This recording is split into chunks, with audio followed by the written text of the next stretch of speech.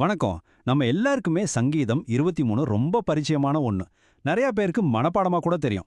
பொதுவா ஆறுதலுக்காகவும் நம்பிக்கைக்காகவும் இதை நம்ம வாசிப்போம். ஆனா ஒரு நிமிஷம், நாம இதை பார்க்குற கோணத்தை கொஞ்சம் மாத்தி பார்த்தா என்ன ஆகும்? இன்னைக்கு இந்த சங்கீதம் எதிர்காலத்திற்கான ஒரு விருப்பம் மட்டும் இல்ல, இது கடந்த காலத்துல நடந்த விஷயங்களோட ஒரு வலிமையான சாட்சியம் அப்படிங்கிறத பத்தி தான் பார்க்க போறோம். சரி வாங்க, இதை ஆழமா பார்க்கலாம். கர்த்தர் என் மேய்ப்பராய் இருக்கிறார், நான் தாழ்ச்சியடையேன். இந்த முதல் வரியே ரொம்ப பவர்ஃபுல். நல்லா கவனிங்க. இது என் மேய்ப்பராய் இருப்பார்னு எதிர்காலத்துல நடக்க போற ஒரு விருப்பம் இல்ல, அவர் இருக்கிறார்னு நிகழ்காலத்துல சொல்ற ஒரு உறுதியான அறிக்கை. இந்த ஒரு சின்ன வார்த்தை தான் இந்த சங்கீதம் முழுசையும் நம்ம பார்க்க போற விதத்தையே மாத்த போகுது. இங்கதான் நாம இந்த கேள்வியை கேட்கணும்.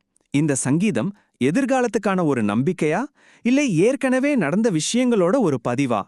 நாம இத ஒரு சாட்சியமா பார்க்க ஆரம்பிக்கும்போது இதோட ஒவ்வொரு வரியும் ஒரு புது ஆழமான அர்த்தத்தை கொடுக்குது.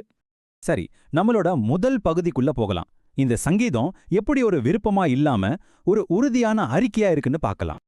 இத பாருங்க, சங்கீதத்தை எழுதின தாவீது அவரோட சொந்த அனுபவங்கள்ல இருந்து தான் இத பேசுறாரு. அவர் கர்த்தர் என் மெய்ப்பராய் இருப்பாருன்னு நான் நம்புறேன் அப்படின்னு சொல்லல, அதுக்கு பதிலா அவர் என் மெய்ப்பராய் இருக்கிறாருன்னு ரொம்ப உறுதியா சொல்றாரு. ஏன்னா கடந்த காலத்துல கடவுள் அப்படி இருந்தத அவர் திரும்ப திரும்ப அனுபவிச்சிருக்காரு. சோ இது ஒரு ஆசை இல்ல, இது அனுபவத்திலிருந்து பிறந்த ஒரு ஸ்டேட்மெண்ட். இப்போ அந்த சாட்சியத்தோட முதல் பகுதிக்குள்ள போலாம். அதாவது அமைதியான நேரங்கள்ல தேவன் எப்படி ஒரு மெய்ப்பன் மாதிரி இருந்து அமைதியையும் பராமரிப்பையும் புது தெம்பையும் கொடுத்தாருன்னு பார்க்கலாம். ஒரு நல்ல மேய்ப்பனோட வேலைய கொஞ்சம் யோசிச்சு பாருங்களேன். தன் ஆடுகளுக்கு எங்க நல்ல புல் இருக்கு, எங்க சுத்தமான தண்ணி கிடைக்கும், எந்த பாதை சேஃபானது, எங்கெல்லாம் ஆபத்து இருக்குன்னு அவருக்கு அத்துப்படியா தெரியும் இல்லையா?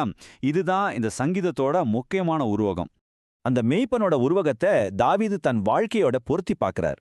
அவர் மனசுல என்ன ஊடுதுன்னா, தேவன் ஏற்கனவே என் தேவைகளையெல்லாம் சந்திச்சிட்டாரு, என் பயத்தையெல்லாம் போக்கிட்டாரு, எனக்கு சரியான வழியையும் காட்டிட்டாரு, அதனால எனக்கு எதுவுமே குறையல. இதுதான் அவரோட முதல் சாட்சியம். அவர் என்னை அமர்ந்த தண்ணீர்கள் அண்டையில் கொண்டு போய் விடுகிறார் அப்படிங்கிற வரிக்கு இதுதான் அர்த்தம். இங்க பாருங்க, வாழ்க்கை ரொம்ப சத்தமா குழப்பமா மன அழுத்தமா இருந்தப்போ எல்லாம் தேவன் அவரை அமைதியான இடங்களுக்கு கூட்டிட்டு போயிருக்கார். ஆடுகளால வேகமா ஓடுற ஆத்துல தண்ணி குடிக்க முடியாது, அதுக்கு அமைதியான நீர்நிலை தான் வேணும். அதே மாதிரி நமக்கு தேவையான அமைதியை தேவன் கொடுத்திருக்காருன்னு சொல்றாரு. அடுத்ததா, அவர் என் ஆத்துமாவை தேற்றுகிறார் அப்படின்னா என்ன? சில சமயம் வாழ்க்கை நம்மள மொத்தமா சோர்வாக்கிடும். நம்பிக்கை எல்லாம் காஞ்சி போன செடி மாதிரி வாடி போகும் இல்லையா? அந்த மாதிரி நேரத்துல தேவன் திரும்பவும் தைரியத்தையும் நம்பிக்கையும் விசுவாசத்தையும் கொடுத்து நம்மள புதுப்பிச்சிருக்காரு. இதுவும் கடந்த காலத்துல நடந்த ஒரு அனுபவத்தோட பதிவுதான். இப்போ கதையோட ரொம்ப முக்கியமான ஒரு கட்டத்துக்கு வரோம். வாழ்க்கை இருட்டான பாதைகள்ல போனப்போ ஆபத்து நடுவுல தேவன் எப்படி கூடவே இருந்தாருன்னு பார்க்கலாம். இந்த வரி ஆபத்தை நேருக்கு நேரா சந்திச்ச ஒருத்தரோட நினைவுகள்ல இருந்து வருது. நான் ஒருவேளை அந்த பள்ளத்தாக்குல நடந்தா பயப்பட மாட்டேன் அப்படின்னு இதுக்கு அர்த்தம் இல்ல. நான் அந்த பள்ளத்தாக்குல நடந்தேன், அப்போ கூட பயப்படல அப்படிங்கறதுதான் இதோட உண்மையான அர்த்தம். இது ரொம்ப முக்கியமான ஒரு வித்தியாசம். தேவன் நம்ம வாழ்க்கையில கஷ்டமே வராம தடுப்பாருன்னு இந்த சங்கீதம் சொல்லவே இல்லை.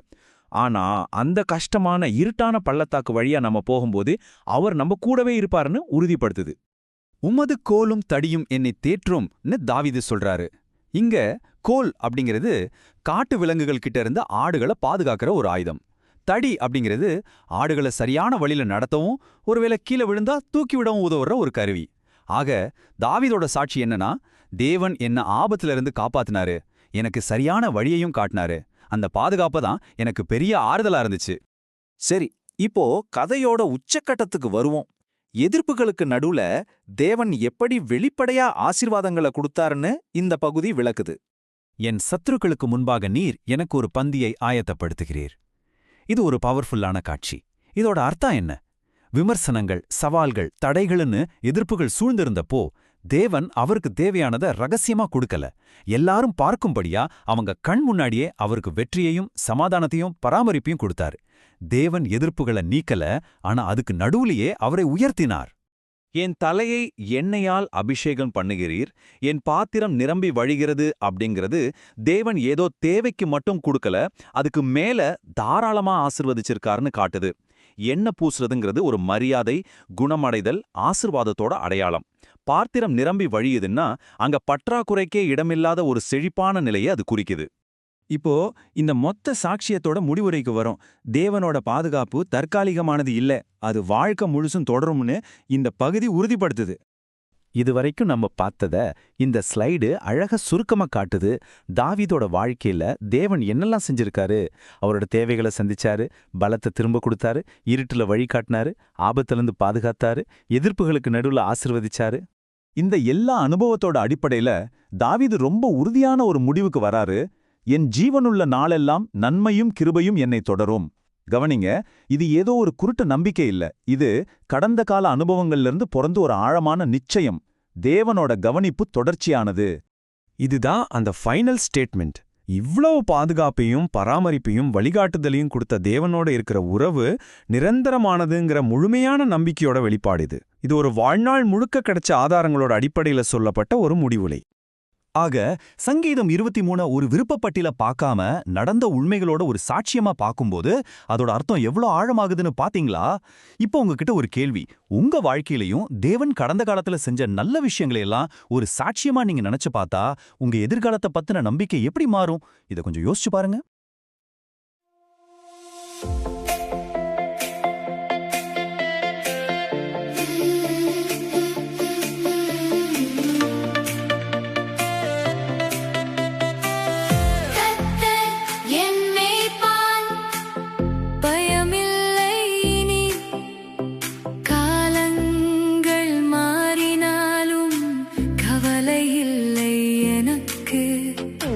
பசுமை மேய்ச்சலில்